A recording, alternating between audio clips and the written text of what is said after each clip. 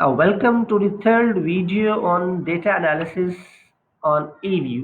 तो हम eView के ऊपर बात कर रहे थे, डेटा एनालिसिस यू के ऊपर कैसे होता है। हमने फर्स्ट टू वीडियो जो है, पहली वीडियो हमने एक्सेल के ऊपर डेटा कैसे मेंटेन होता है, फिर उसको हम कैसे एक्सपोर्ट करते हैं ऑन दी eViews। उसके बाद सेकंड वीडियो के अंदर हमने देखा कि स्टेशनरी ऑफ द डेटा कैसे चेक होती है उसको। अब हम थर्ड इसके अंदर जो है वीडियो के अंदर है, अब हम जो है वो दो चीजें इसके अंदर देखेंगे। एक चीज जो है वो क्या हम जो है वो रैंडम इफेक्ट टेस्ट के ऊपर बात काम करें या फिक्स इफेक्ट टेस्ट के ऊपर हम काम करें, तो ये दो चीजें हमें देखनी है। उसके बाद हम जो है वो डेटा रन कर देंगे और एक्सेल मल्टीपल जो रिग्रेशन है उसको हम रन करेंगे यहाँ पर। तो इसके लिए रन करने के लिए रैंडम और फिक्स इफेक्ट के लिए सबसे पहले हमें जिस चीज को देखना होता है कि हमारा जो डिपेंडेंट वेरिएबल है वो कौन सा है। तो हमारा डिपेंडेंट वेरिएबल जो है वो CSR है। तो सबसे पहले हम CSR के ऊपर क्लिक करते हैं। उसके बाद बाकी जो हमारे इंडिपेंडेंट वेरिएबल है उनके ऊपर हम क्लिक करते हैं। ये सेकंड NED जो है इसका इसका जो है सेकंड वाला हम लेंगे, सॉरी ED वाला। NED हम सेलेक्ट करेंगे, ED सेकंड वाला सेलेक्ट करेंगे और उसके बाद BS सेकंड वाला, क्योंकि ये सेकंड डिफरेंस के ऊपर है। उसके बाद आप राइट क्लिक के ऊपर आप करेंगे तो ये ओपन आ जाएगा। तो आप ओपन में जाएं और ओपन एज इक्वेशन करें। ठीक है, एक दफा दोबारा मैं रिपीट करता हूँ कि आप जब इसमें जाएंगे तो जो डिपेंडेंट वेरिएबल होता है तो उसको सबसे पहले क्लिक करते हैं। तो डिपेंडेंट वेरिएबल ये CSR है हमारा, इसको मैंने पहले क्लिक किया, कंट्रोल दबाया मैंने और उसके बाद हमने सारे जो इंडिपेंडेंट वेरिएबल है उनको सेलेक्ट किया। पहला वेरिएबल, दूसरा वेरिएबल और जो हमने इसे चेंज किया ED को सेकंड डिफरेंस के ऊपर, तो इस सेकंड इसके अंदर आ जाए। फिर BS को हमने ये सेकंड वाला, तो हम लास्ट वाला जो होता है उसको हम सेलेक्ट करते हैं। उसके बाद राइट क्लिक करेंगे, ओपन में जाएंगे, फिर ओपन में जाने के बाद एज इक्वेशन में जाएंगे। एज इक्वेशन में जाकर आप इसे क्लिक करेंगे। क्लिक करने के बाद आप पैनल ऑप्शन में जाएंगे। ठीक है जी, पैनल ऑप्शन आ गया। अब क्रॉस सेक्शन है, क्रॉस सेक्शन में दो होते हैं, एक फिक्स्ड इफेक्ट होता है और एक रैंडम इफेक्ट होता है। तो आप पहले हम चेक कर लेते हैं फिक्स इफेक्ट को। फिक्स इफेक्ट के ऊपर हम जो है ये करते हैं क्लिक, उसके बाद हम इसे ओके कर देते हैं।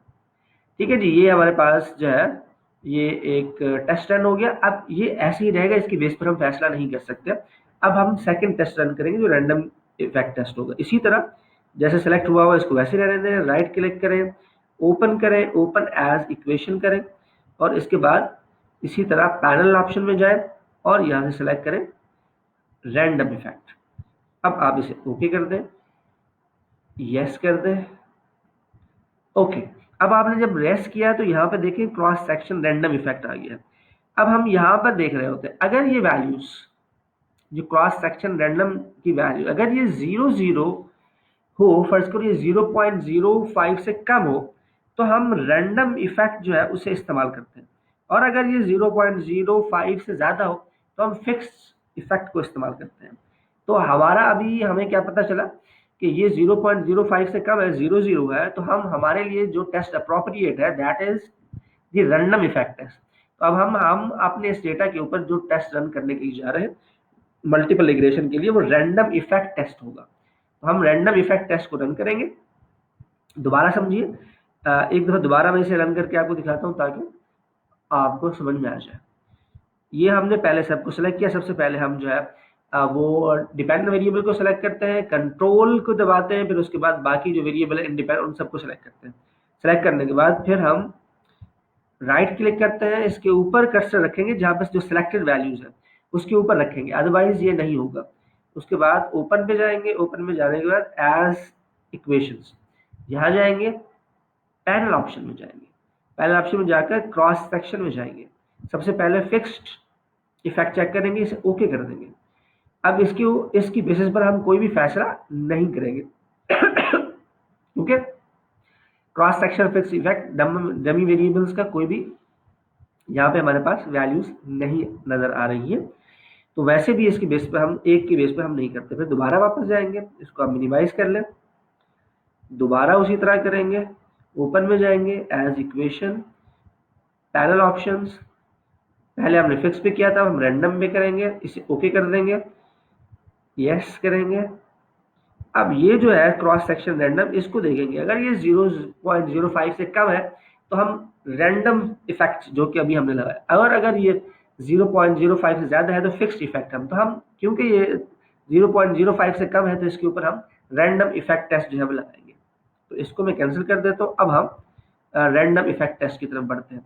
इसी तरह सेलेक्ट जैसे हुआ वैसे सेलेक्ट रखें और इसे ओपन कर दें एज इक्वेशन, इसे ओपन करें और पैनल में जाएं और यहाँ आप सेलेक्ट कर लें कौन सा आपके लिए अप्रोप्रिएट था, that is the random. Random आपने कर लिया, अब आप इसे ओके करें। ये जो टेस्ट है आपके लिए अब ये अप्रोप्रिएट है, अब आप इसको इस्तेमाल कर सकते हैं अपने डेटा एनालिसिस के लिए। आप क्या करें, इसको कॉपी करें, ये आपका कॉपी हो गया टेस्ट पूरा, कॉपी, ओके, और यहाँ जाकर पेस्ट। तो ये आपका मल्टीपल रिग्रेशन का रिजल्ट है। अब ये जो टेबल मैंने एक कॉपी किया था, ये एक नहीं, हर एक जो वेरिएबल होगा जो जो कि स्टेशनरी आपने जिसकी चेक की, वो सारे के सारे टेबल कॉपी होंगे और यहाँ पर वर्ड के ऊपर जो है आएंगे और हर एक को आप डिस्कस करेंगे कि ये जो है। अब दूसरा तरीकाकार ये भी है कि आप इतना बार बार आप ये टेबल जो है कॉपी पेस्ट करते रहे और इतना ज़्यादा आपका मटेरियल हो, आप एक और भी काम कर सकते हैं, एक और एक्सेल के ऊपर जाकर एक और टेबल जनरेट करते हैं जिसके अंदर सिर्फ ये वाली वैल्यूज, हर वेरिएबल का नाम लिखे साइड पर और फिर उसके अंदर लिविंग टेस्ट ऊपर लिख दें और नीचे उनकी वैल्यूज, स्टैटिस्टिक्स वैल्यू और प्रोबेबिलिटी वैल्यू जो है ये लिख दें और फिर उसकी एक वेरिएबल के नाम जो है लेफ्ट साइड पर वेरिएबल के नाम आ जाएंगे, ऊपर की साइड पर आपका जो है लिविंग टेस्ट लिखा हुआ आ जाए और फिर नीचे स्टैटिस्टिक्स, ये वाला जो स्टैटिस्टिक्स और प्रोबेबिलिटी ये लिखा हुआ आ जाए और फिर इसके अंदर सारी चीज जो है वो आप इसका टेबल जो है वो आप जनरेट करते चले जाए। तो वो भी एक आप बना सकते हैं, वो भी आसान है, वो आप काम कर सकते हैं, ठीक है। उसकी बेसिस पर भी आप इसको बनाकर उसमें ये होगा कि सिर्फ यूनिट रूट टेस्ट का सिर्फ एक ही टेबल जो है वो आप बना सकेंगे और उसी एक टेबल को आप इंटरप्रेट कर देंगे तो आपका मसला हल हो जाएगा। अदरवाइज फिर आपको हर एक टेबल को यहाँ पर इंटरप्रेट करना होगा जो आपके लिए काफ़ी लंबा हो जाएगा। आप चाहे तो कर सकते हैं। उसके बाद ये हमारे पास एक टेबल है जिसको हमने कॉपी किया और यहाँ पर इस वक्त वर्ल्ड के ऊपर हमारे पास ये टेबल मौजूद है। तो हम इस टेबल को जो है, अब हम इस टेबल मैं आपको सिखाता हूँ इसको इंटरप्रेट कैसे करते हैं।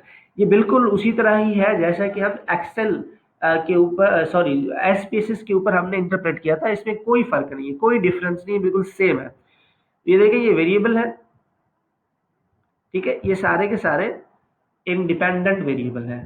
तो हम इनका किसके साथ, डिपेंडेंट वेरिएबल के साथ चेक करते हैं जो कि CSR है, जो कि यहाँ लिखा हुआ है। ये डिपेंडेंट वेरिएबल है और ये सारे WDENED ED2 BS2 ये सारे के सारे जो है वो है हमारे पास इंडिपेंडेंट वेरिएबल। तो हमारे पास उसके अंदर जो बीटा होता है, कोफिशिएंट का जो टेबल होता है उसके अंदर बीटा होता है, ये बीटा की वैल्यूज है सारी। ये स्टैंडर्ड एरर है, ये टी स्टैटिस्टिक्स है और ये प्रोबेबिलिटी की वैल्यू है। हम हाइपोथेसिस टेस्टिंग आमतौर पर इन दो वैल्यू की बेस पे कर रहे होते हैं, टी स्टैटिस्टिक्स और प्रोबेबिलिटी। तो मैंने बताया था आपको कि जो टी स्टैटिस्टिक्स होता है उसकी जो वैल्यूज होती हैं वो टी स्टैटिस्टिक्स की वैल्यू 1.96 या उससे ज़्यादा होनी चाहिए और प्रोबेबिलिटी की वैल्यू 0.05 से कम हो तो हम ये कहते हैं कि नल हाइपोथेसिस रिजेक्ट होता है और अल्टरनेट हाइपोथेसिस एक्सेप्ट होता है। इसका मतलब क्या है, there is a relationship between dependent and dependent variable और अगर इसकी वैल्यू 0.05 से ज्यादा हो जो प्रोबेबिलिटी की वैल्यू है और इसकी वैल्यू 1.96 से कम हो तो हम ये कहते हैं कि null hypothesis accepted and alternate rejected. इसका मतलब है there is no relationship of independent and dependent variable. तो ये हमें जो है वो देखना होगा कि डिपेंडेंट और इंडिपेंडेंट वेरिएबल के दरमियान में रिलेशनशिप है या नहीं है। तो हम किस बेस पे फैसला करते हैं, वो हम प्रोबेबिलिटी और टी स्टैटिस्टिक्स की बेस पे फैसला करते हैं। अगर प्रोबेबिलिटी की वैल्यू 0.05 से कम हो और टी की वैल्यू 1.96 या उससे ज्यादा हो तो हम ये कहते हैं जी रिलेशनशिप एग्जिस्ट करता है। और अगर प्रोबेबिलिटी की वैल्यू 0.05 से ज्यादा हो और टी की वैल्यू 1.96 से कम हो तो हम ये कहते हैं जी रिलेशनशिप एग्जिस्ट नहीं करता। इसका मतलब नल हाइपोथेसिस एक्सेप्ट होता है और अल्टरनेट रिजेक्ट होता है। रिलेशनशिप जहां एग्जिस्ट करता है वहां पे नल हाइपोथेसिस रिजेक्ट होता है और अल्टरनेट एक्सेप्ट होता है। रिलेशनशिप में नल हाइपोथेसिस रिजेक्ट होता है और अल्टरनेट एक्सेप्ट होता है। नल हाइपोथेसिस रिजेक्ट होता है और अल्टरनेट एक्सेप्ट होता है जब रिलेशनशिप हो। जब रिलेशनशिप ना हो तो नल हाइपोथेसिस एक्सेप्ट होता है और अल्टरनेट रिजेक्ट होता है, तब हम कहते हैं कि रिलेशनशिप नहीं है। रिलेशनशिप ना होने में क्या होता है, नल हाइपोथेसिस रिजेक्ट हो जाता है, रिलेशनशिप में नल हाइपोथेसिस एक्सेप्ट हो जाता है, रिलेशनशिप में नल हाइपोथेसिस एक्सेप्ट हो जाता है और अल्टरनेट हाइपोथेसिस रिजेक्ट हो जाता है। जहां पे अल्टरनेट हाइपोथेसिस रिजेक्ट हो उसका मतलब है वहां पे रिलेशनशिप नहीं है। जहां पे अल्टरनेट हाइपोथेसिस एक्सेप्ट हो वहां पे रिलेशनशिप एग्जिस्ट करता है। तो अगर आप यहाँ पे देखें WD के अंदर, तो इसकी प्रोबेबिलिटी की वैल्यू 0.05 से बहुत ज्यादा है और ये T से बहुत कम है। इसका मतलब है कि नल हाइपोथेसिस हमारा जो है वो एक्सेप्ट होता है और अल्टरनेट रिजेक्ट होता है। इसका मतलब there is no relationship between WD and CSR। इसी तरह NED का है, इसका भी सेम सूरत हाल है, तो इसकी भी जो है रिलेशनशिप एग्जिस्ट नहीं करता। इसका मतलब है कि नल हाइपोथेसिस एक्सेप्ट होता है, अल्टरनेट रिजेक्ट होता है। इसका मतलब there is no relationship between NED and CSR। जिस तरह ED2 है तो इसके साथ भी सूरत हाल यही है, BS के साथ भी सेम सूरत हाल है। इसका मतलब इसके अंदर कोई भी ऐसा वेरिएबल नहीं है जो कि जिसका नल हाइपोथेसिस जो है वो रिजेक्ट हुआ हो, सबके नल हाइपोथेसिस एक्सेप्ट हुआ। इसका मतलब there is no relationship between all independent variable and the dependent variable. तो ये तो एक इंटरप्रिटेशन है आपके हमारे पास। ये कोफिशिएंट वैल्यूज होती है। यहाँ पे नेगेटिव साइन का मतलब ये है कि नेगेटिव इफेक्ट है but it is not significant. तो जिसके साथ नेगेटिव साइन है इसका मतलब है नेगेटिव इफेक्ट। अगर पॉजिटिव साइन होता है तो पॉजिटिव रिलेशनशिप, नेगेटिव साइन होता है तो नेगेटिव रिलेशनशिप।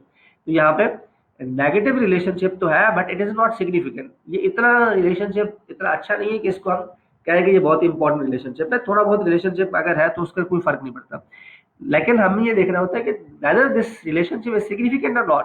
तो यहाँ पर ये रिलेशनशिप सिग्निफिकेंट नहीं है।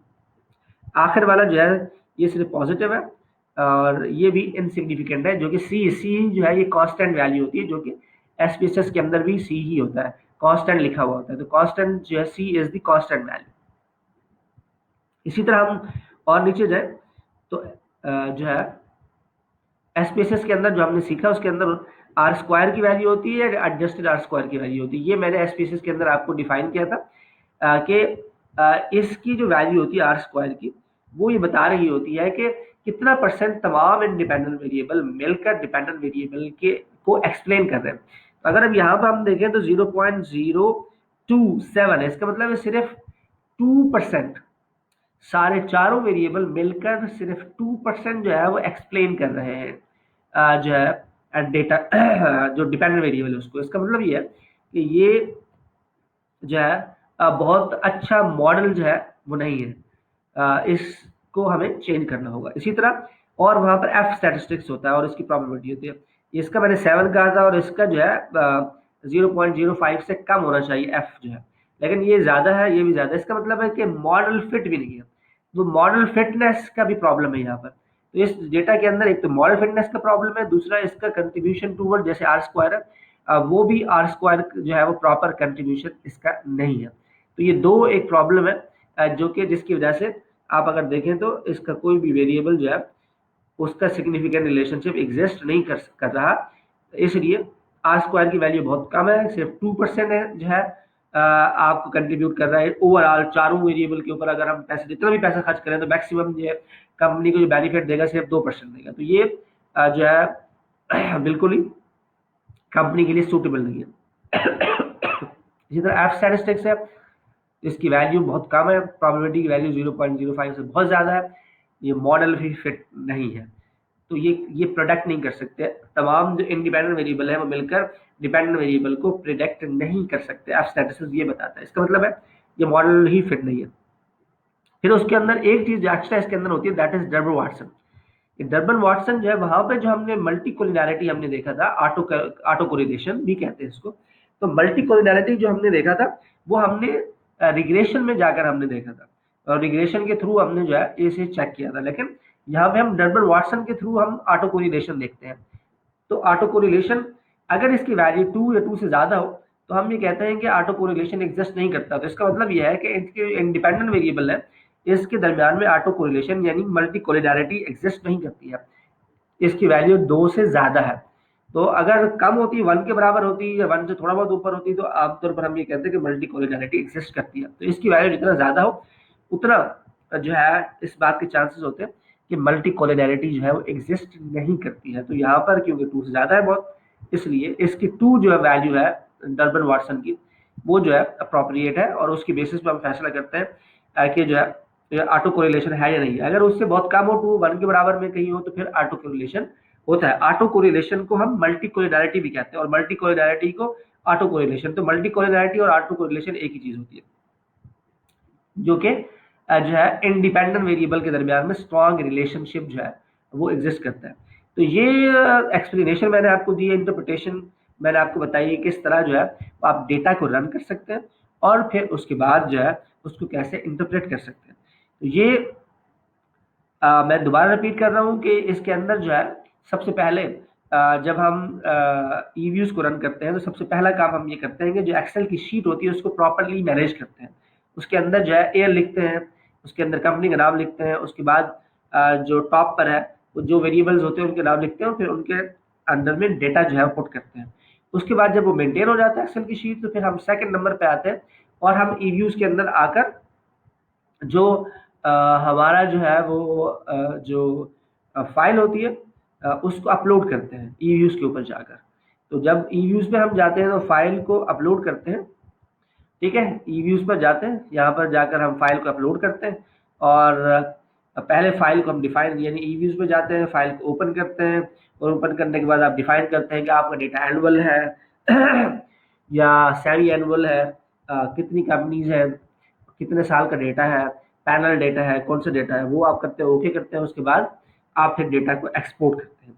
एक्सपोर्ट हो जाता है तो फिर आप यूनिट रूट टेस्ट करते हैं, फिर उसके बाद चेक करते हैं कि आपके लिए रैंडम इफेक्ट अप्रोप्रिएट है या फिक्स्ड इफेक्ट अप्रोप्रिएट है, वो करते हैं। और उसके बाद लास्ट में आप वो टेस्ट रन करते हैं और फिर उसके बेसिस पर आप इंटरप्रिटेशन करते हैं। तो ये जो है ईव्यूज का लेक्चर मैंने जो है थर्ड वीडियो है जो कंप्लीट होती है। तो ये बस इतना सा ईव्यूज जो है वो है जो कि स्कैनडी डेटा वालों के लिए खासतौर पर इस्तेमाल होगा। जो लोग स्कैनडी डेटा के ऊपर काम कर रहे हैं वो इन वीडियोस को इस्तेमाल करके अपना स्कैनडी डेटा जो है उसे एनालाइज कर सकते हैं। Thank you very much. अब हम मिलेंगे क्वेश्चन आंसर सेशन के अंदर और अगर आपको कोई सवालात होंगे इन वीडियोस को देखिए और अगर कोई आपके सवालात हैं तो वो हम क्वेश्चन आंसर सेशन के अंदर मैं आपको उन सारे सवालात के जवाब दूंगा। Thank you very much.